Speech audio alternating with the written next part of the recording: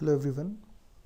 In this video we'll try to understand the properties related to the greatest integer function and the fractional parts. Now these properties are simple. These are elementary properties which are useful in solving the problems in a future stage. So we start with the first property. If x belongs to n plus 1 where n is an integer, then greatest integer x will be equal to n। ये बच्चों property हम लोगों ने पिछले video में देखी थी कि यदि हम किसी भी नंबर को दो कंसेक्यूटिव इंटीजर्स के बीच में लिख सकते हैं तो ग्रेटेस्ट इंटीजर की वैल्यू छोटे वाले इंटीजर के बराबर होगी। सेकेंड प्रॉपर्टी इसी से रिलेटेड है कि यदि if x is equal to n, जहाँ पे n इंटीजर है, देन ग्रेटेस्ट इंटीजर x की वैल्यू n ही आएगी, है ना। जैसे हम लोगों ने देखा भी था, अगर आपको याद हो कि फॉर एग्जाम्पल सपोज यदि x की वैल्यू 4 से लेके 5 के बीच में है तो फिर ग्रेटेस्ट इंटीजर x की वैल्यू हमेशा 4 ही आएगी। 4.1, 4.2, 4.3 सबका ग्रेटेस्ट इंटीजर 4 आता है। और यदि हम x की वैल्यू 6 लेते हैं तो फिर ग्रेटेस्ट इंटीजर x की वैल्यू भी 6 आती है। तो यदि x इंटीजर है तो ग्रेटेस्ट इंटीजर की वैल्यू x के बराबर ही आ जाएगी। सो ये सेकंड प्रॉपर्टी है। Third property, output of greatest integer is always an integer, is always an integer. Greatest integer का आउटपुट बच्चों हमेशा इंटीजर आएगा। इट इज़ इम्पॉसिबल कि उसका आउटपुट इंटीजर ना आए। जिस तरह से मॉड का आउटपुट कभी नेगेटिव नहीं आ सकता, स्क्वायर रूट का आउटपुट कभी नेगेटिव नहीं आ सकता, ऐसे ही ग्रेटेस्ट इंटीजर का आउटपुट नॉन इंटीजर आ ही नहीं सकता। It has to be an integer. ये इसकी डेफिनेशन ही थी ना कि इसका आउटपुट एक इंटीजर होगा विच इज लेस देन और equal to the input. Fourth is fractional part of x हमने डिफाइन किया था x minus greatest integer x। Fifth, यदि x इंटीजर हुआ देन ग्रेटेस्ट इंटीजर x की वैल्यू x से बराबर होगी, है ना, जैसा हमने अभी देखा सेकेंड प्रॉपर्टी में ऊपर। और इसका मतलब होगा कि फ्रैक्शनल पार्ट की वैल्यू हो गई x minus greatest integer x which is x minus x which is 0। तो इसका मतलब यदि फ्रैक्शनल पार्ट 0 आता है तो आप क्लेम कर सकते हो कि x पक्का इंटीजर रहा होगा। यदि x इंटीजर है तो आप क्लेम कर सकते हो कि फ्रैक्शनल पार्ट इंटीजर आएगा। ये एक इंपॉर्टेंट प्रॉपर्टी जो आपको ध्यान रखनी है। अब नेक्स्ट पॉइंट पे चलते हैं, नेक्स्ट प्रॉपर्टी पे। यहाँ तक तो हम लोगों ने मोर और लेस पिछली क्लास में देख लिया था ना। तो अब आगे जो प्रॉपर्टीज हैं ये थोड़ी सी फ्रेश है और इम्पॉर्टेंट है। तो देखो सिक्स प्रॉपर्टी बच्चों बहुत ध्यान से समझना। Greatest integer of fractional x, इसकी वैल्यू 0 आएगी। अब इसका कारण क्या है ना, लॉजिक क्या है इसके पीछे? तो इसके पीछे लॉजिक सीधा सा ये है कि मुझे पता है फ्रैक्शनल पार्ट की वैल्यू, फ्रैक्शनल पार्ट का आउटपुट 0 से 1 के बीच में आएगा। अब ये नंबर लाइन है हमारे पास। इस नंबर लाइन पे यहाँ पे ले लेते हैं लेट्स से -1, यहाँ पे लेते हैं 0, यहाँ पे लेते हैं 1। और इसमें हम देखते हैं कि x का जो फ्रैक्शनल x का जो आउटपुट आता है वो 0 से 1 आता है। यानी फ्रैक्शनल पार्ट की जो वैल्यू है वो आपके पास यहाँ पर आएगी इन दिस रीजन। 1 नहीं हो सकती, 0 से 1 के बीच में कुछ आएगी। तो अगर कोई भी यहाँ पे हम नंबर लें, इस इंटरवल से कोई भी नंबर लें, तो उससे छोटा है उसके बराबर सबसे बड़ा इंटीजर कौन सा होगा? 0, है ना। तो इसका मतलब फ्रैक्शनल पार्ट की वैल्यू 0 से 1 है, तो देयरफॉर इसका ग्रेटेस्ट इंटीजर जो होगा उसकी वैल्यू आ जाएगी 0। ठीक है। इसी से रिलेटेड हमने एक और प्रॉपर्टी अभी देखी थी, वो ऊपर भी देख चुके हैं वैसे तो, फिर भी एक बार देख लो। Fractional part of greatest integer x is 0। इसके पीछे क्या लॉजिक है? बहुत सिंपल है, आप खुद सोचिए, देख सकते हो कि ग्रेटेस्ट इंटीजर की वैल्यू इंटीजर होगी, इसका आउटपुट एक इंटीजर आएगा, है ना। और इंटीजर का फ्रैक्शनल पार्ट 0 होता है। इंटीजर का फ्रैक्शनल पार्ट हमेशा 0 आएगा। ये भी हमने देखोगे आप फिफ्थ प्रॉपर्टी में देखा था ना, this was seen in the fifth property. इसके बाद देखो नेक्स्ट प्रॉपर्टी देखते हैं। नेक्स्ट प्रॉपर्टी इंटरेस्टिंग है कि यदि ग्रेटेस्ट इंटीजर x की वैल्यू n से बड़ी हो जाए, जहाँ पे n कोई एक इंटीजर है। जैसे एक एग्जांपल से समझते हैं। सपोज आप मानो कि x की वैल्यू, मैं आपसे बोलता हूँ ग्रेटेस्ट इंटीजर x की वैल्यू सपोज मुझे 3 से बड़ी चाहिए। अब इसको लॉजिकली समझो तो यार ग्रेटेस्ट इंटीजर की वैल्यू 3 से बड़ी चाहिए और ग्रेटेस्ट इंटीजर तो आउटपुट में इंटीजर ही देगा, तो इसका मतलब ग्रेटेस्ट इंटीजर x की पॉसिबल वैल्यूज़ क्या हैं? इसकी वैल्यूज़ हो सकती हैं 3 से बड़े इंटीजर्स, यानी 4 हो सकती है, 5 हो सकती है, 6 हो सकती है, 7 हो सकती है एंड सो ऑन। ये चलती जाएगी आगे तक। और अगर इसी चीज़ को हम नंबर लाइन पर आप समझें तो सपोज अगर हम एक नंबर लाइन ड्रॉ कर देते हैं तो आप देखोगे इस नंबर लाइन में सपोज ये पॉइंट था आपके पास 1, let's say this was 2, 3, 4, 5, 6, 7 and so on. तो आपको पता चल रहा है कि ग्रेटेस्ट इंटीजर की वैल्यू 4 या 4 से बड़ी आनी चाहिए। अब देखते हैं ग्रेटेस्ट इंटीजर की वैल्यू 4 कब आएगी। तो बच्चों ग्रेटेस्ट इंटीजर की वैल्यू 4 तब आएगी जब आप 4 से आगे कोई इंटीजर लो यहाँ पे, तो आपको ग्रेटेस्ट इंटीजर की वैल्यू 4 मिल जाएगी। तो इसका मतलब हुआ कि अगर मैं नंबर्स को 4 से लेके इन्फिनिटी तक लेता रहूँ तो आप सोच के देखो ग्रेटेस्ट इंटीजर की वैल्यू 4 या 4 से बड़ी आती है। भाई सबसे पहले मैंने ये चेक करा कि ग्रेटेस्ट इंटीजर की वैल्यू 4 कब आती है, मिनिमम वैल्यू देख लेते हैं। तो इसकी वैल्यू ग्रेटेस्ट इंटीजर की वैल्यू 4 तब आएगी जब x की वैल्यू खुद 4 से लेके 5 के बीच में हो।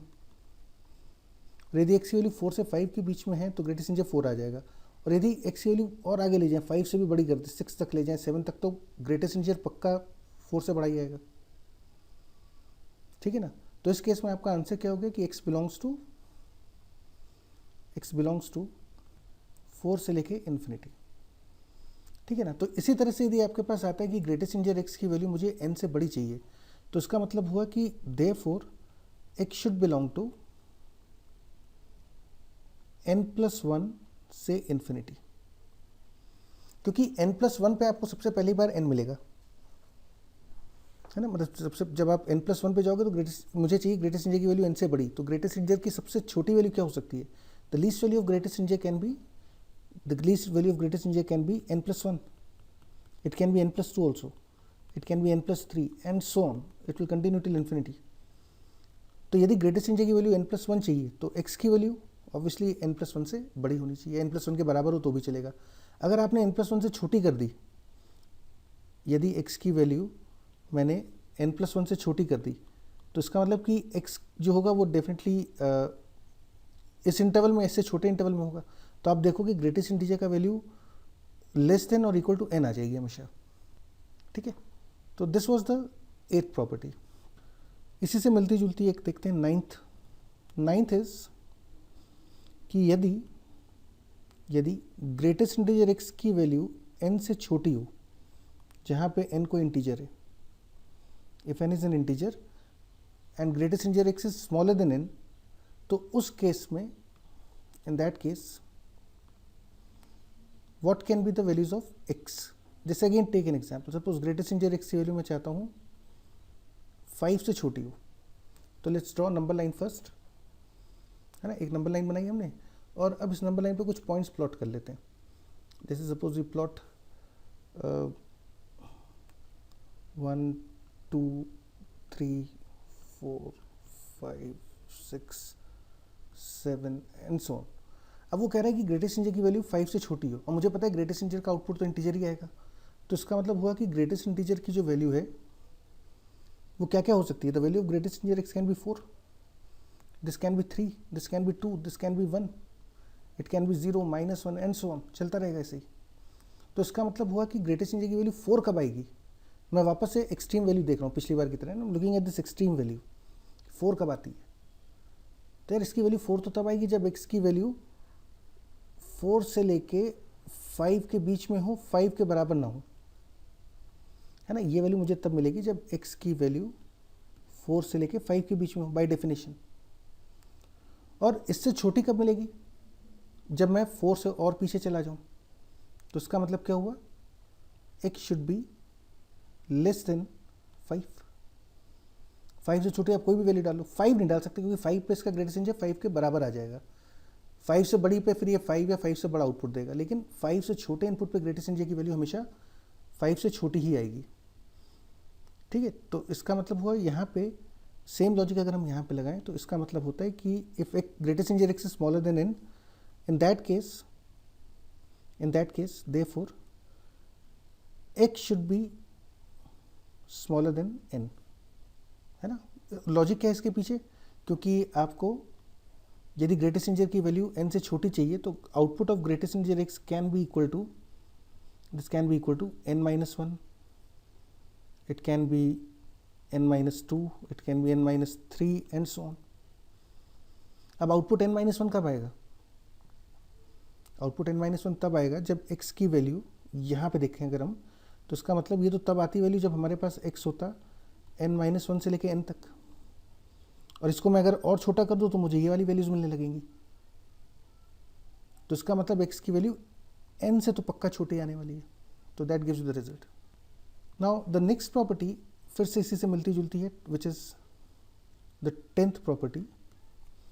वो है कि यदि ग्रेटेस्ट इंटीजर x की value greater than equal to n हो जाए, जहाँ पे n इंटीजर है, तो हम x के बारे में क्या बोल सकते हैं।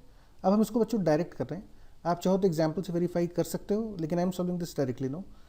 दिस इंफॉर्मेशन इम्प्लाइज कि x की वैल्यू हो सकती है n, n+1, n+2 and so on. अब सबसे छोटी वैल्यू को पकड़ते हैं n कब आएगी भाई? n तो तब मिलेगा मुझे जब x इस इंटरवल में हो, और n+1, n+2 कब मिलेगा? जब ये वैल्यू और बढ़नी शुरू हो जाए, this starts increasing. So this implies x should be greater than equal to n, है ना। यदि ग्रेटेस्ट इंटीजर x की वैल्यू एनी n से बढ़ी है तो इसका मतलब x की वैल्यू भी एनी n से बड़ी होगी। So this condition implies that x belongs to n to infinity. जैसे फॉर एग्जाम्पल यदि हमको मिलता है कहीं पे कि भाई ग्रेटेस्ट इंटीजर x की वैल्यू आपको -2 या उससे बड़ी चाहिए, तो इसका मतलब x की वैल्यू हो जाएगी -2 से लेके इन्फिनिटी, क्योंकि -2 पे एग्जैक्टली इक्वल टू -2 आ जाएगा, उसके आगे फिर ये इन्फिनिटी तक जा सकता है। शुरुआत में हमको ये जो प्रॉपर्टीज़ हैं, खासतौर से 8, 9, 10th, ये प्रॉपर्टीज़ मुझे थोड़ा सा लॉजिकली करनी पड़ेगी, बट आफ्टर सफिशिएंट प्रैक्टिस आप इनको डायरेक्टली करने लग जाओगे। अच्छा, now let's take the 11th property कि सपोज यदि ग्रेटेस्ट इंटीजर x की value less than equal to n होती है तो हम क्या कह सकते हैं? Where n is an integer, है ना, n इज एन इंटीजर, तो हम क्या कह सकते हैं? तो बच्चों अपने आप सोच के देखो कि यदि ग्रेटेस्ट इंटीजर x की वैल्यू एनी n से छोटी है तो ग्रेटेस्ट इंटीजर का आउटपुट क्या क्या आ सकता है ना।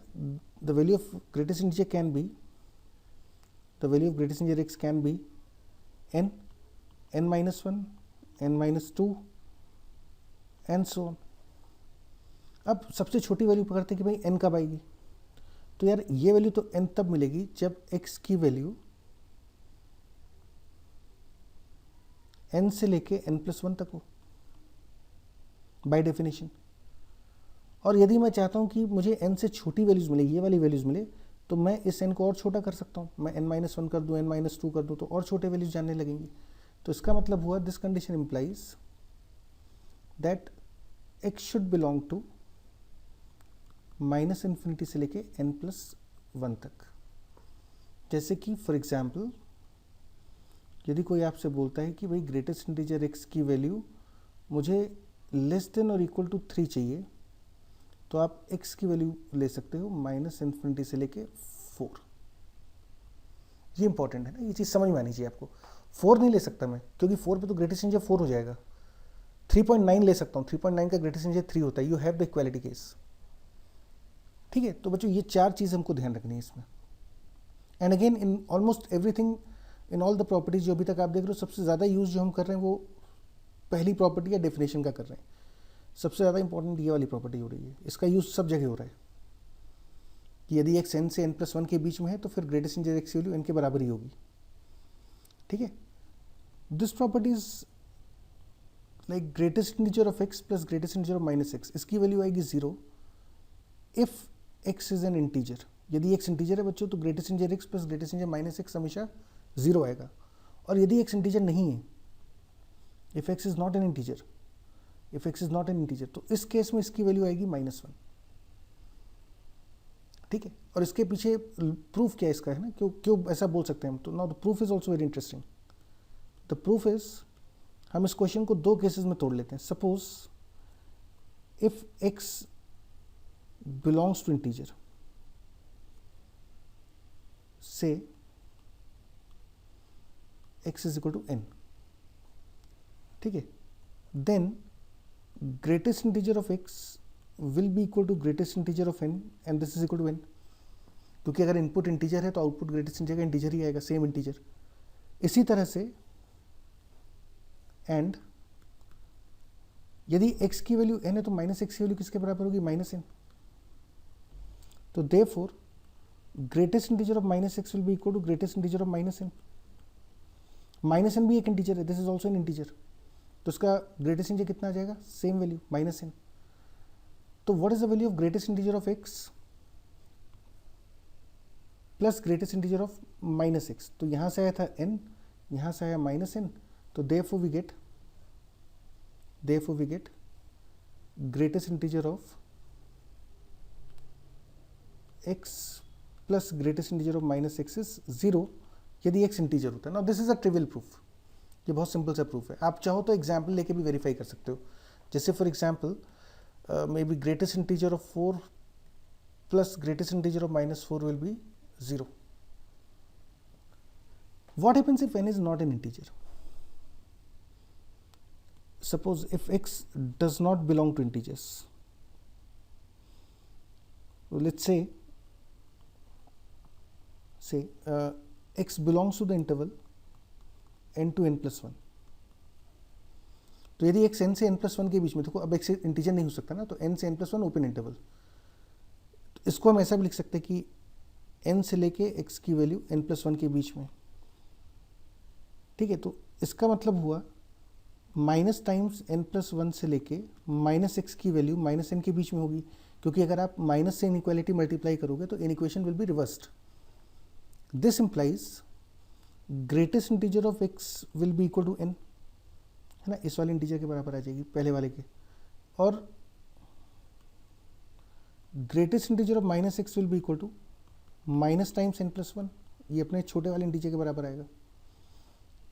And therefore greatest integer of x plus greatest integer of -x will be equal to n minus 1 which is -1. So that completes the proof of this result. Now this theorem is pretty important, it's very important and will be used very frequently in solving the question. ये काफ़ी जगह पे इस्तेमाल होती है। जैसे for example आप इसको वेरीफाई कर सकते हो using some numerical value also, उससे थोड़ा सा विजुलाइज हो जाती है। जैसे मान लेते हैं कि what is value of greatest integer of 3.1 plus greatest integer of -3.1, तो आप देखोगे पहले वाली वैल्यू तो 3 आ जाएगी and this value is not -3, it is -4, so you get -1 answer आ जाएगा आपकी बार, ठीक है। तो हमको ध्यान रखना है कि greatest integer of x plus greatest integer of -x की वैल्यू या तो 0 होगी if x is an integer, and if x is not an integer, this value will be -1. To learn this formula, this is very important. Now we take the next property, property number 13th. This is again similar to the previous property only. Now this says that what is the value of fractional part of x plus fractional part of -x. इसकी value बच्चों होती है 0 यदि x integer हो, और इसकी value होगी 1 if x is not an integer, if x is not an integer. तो again we'll prove the result. तो suppose let x belongs to integer. अच्छा, यदि x इंटीजर है तो उसका वाला -x भी इंटीजर होगा, और मुझे पता है कि फ्रैक्शनल पार्ट ऑफ इंटीजर की वैल्यू हमेशा 0 होती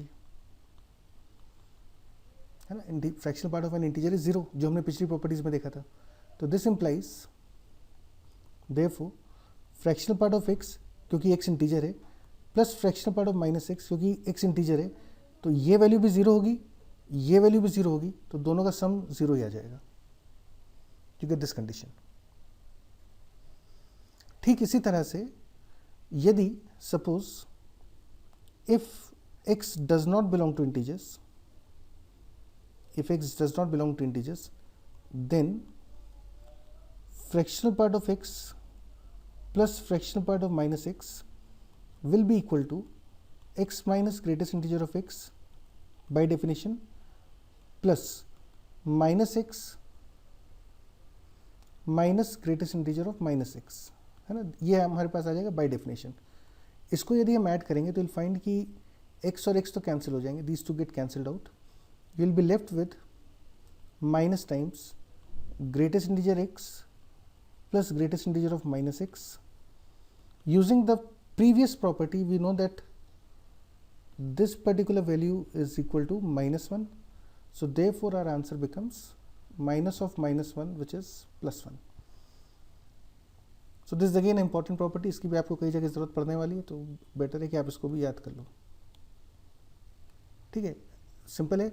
fractional x plus fractional minus x की वैल्यू जीरो होगी यदि एक्स इंटीजर है, प्लस 1 होगी if x is not an integer. Learn these two. And 12th और 13th एक जैसी हैं लगभग, बस फर्क इतना है कि 12th में यहाँ पे माइनस 1 आ जाता है ना, ये माइनस 1 हियर, ग्रेटेस्ट इंटीजर में माइनस 1 आता है, फ्रैक्शन पार्ट में प्लस 1 आता है, otherwise the properties are same. You should be comfortable with the